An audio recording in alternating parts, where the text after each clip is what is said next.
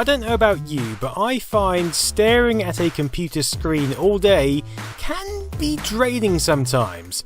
There might be a world of wonder at your fingertips, but a change of medium, a change of pace, is always welcome. That's where books come in. You remember them, don't you? And today I have a very specific variety of books, Bitmap Books. Now, I was sent most of these last year, but my recent break in Scotland, which was very nice, thank you for asking, gave me a chance to look over the pages within. And Christ on a bike, was I in for a treat. Oh, no, I've no idea how that book got there. You can ignore that one, tremendous as it may be.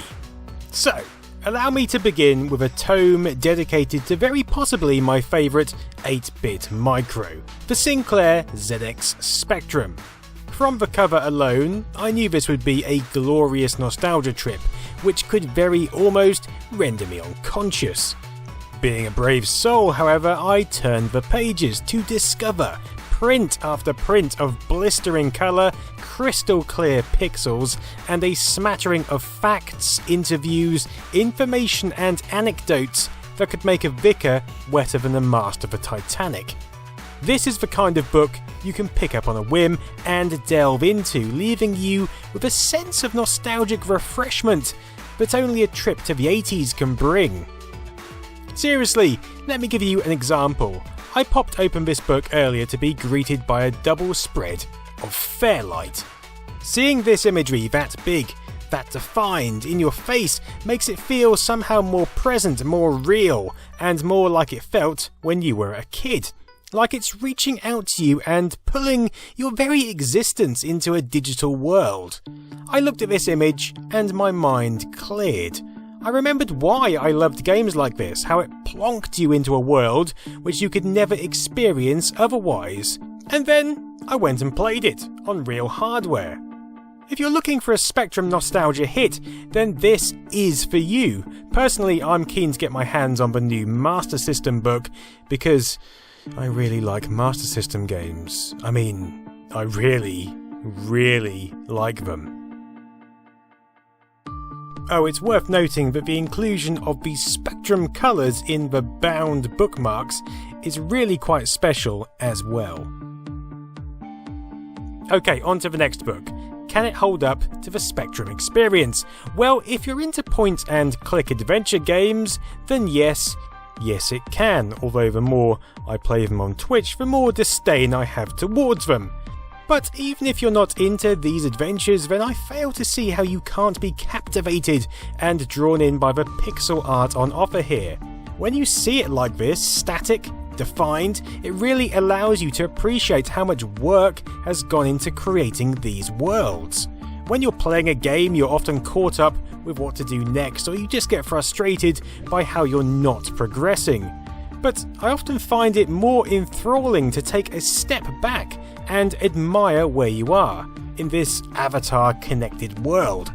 That's what this book allows you to do. It allows you to admire the worlds which otherwise might pass you by, and once you've done that, you can delve into the well-structured array of information about them, from the beginnings of the point-and-click adventure game through to stories about fairly recent titles. Whether you're a fan of Leisure Suit Larry or Indiana Jones, it's all here for you to gawk over. Also, if you appreciate the smell of new books, then good grief! This one is right up there.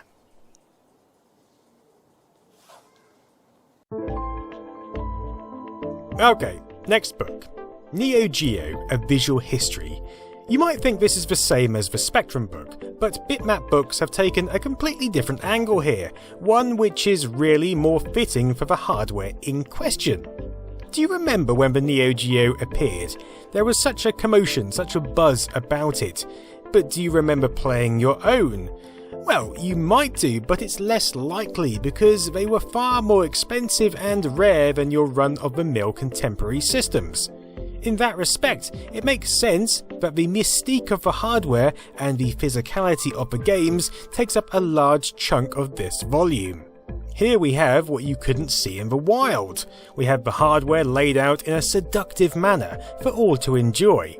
This is followed by a section dedicated to the games themselves, before we delve into prototype design drawings and then the beauty of the in-game pixels themselves. Just like the adventure book, it's here where you can really appreciate the artwork of Neo Geo titles. These are games where action is usually fast and the time to stop and stare is limited. But good God, this hardware had some incredible art going on. Just look at the effort which has gone into some of these scenes. It's staggering. I'm not going to dwell on these books for too long because books are for reading more than reviewing, so let's move on to the final book I have to present. It's actually 2 books contained in a collective little box called A Gremlin in the Works. One thing I appreciate about all these Bitmap books is the diversity on offer. You might think that Bitmap would come up with a certain formula and then replicate it for different systems or companies or even genres, but we get a bespoke experience for the context in hand. And with this set, it's no different.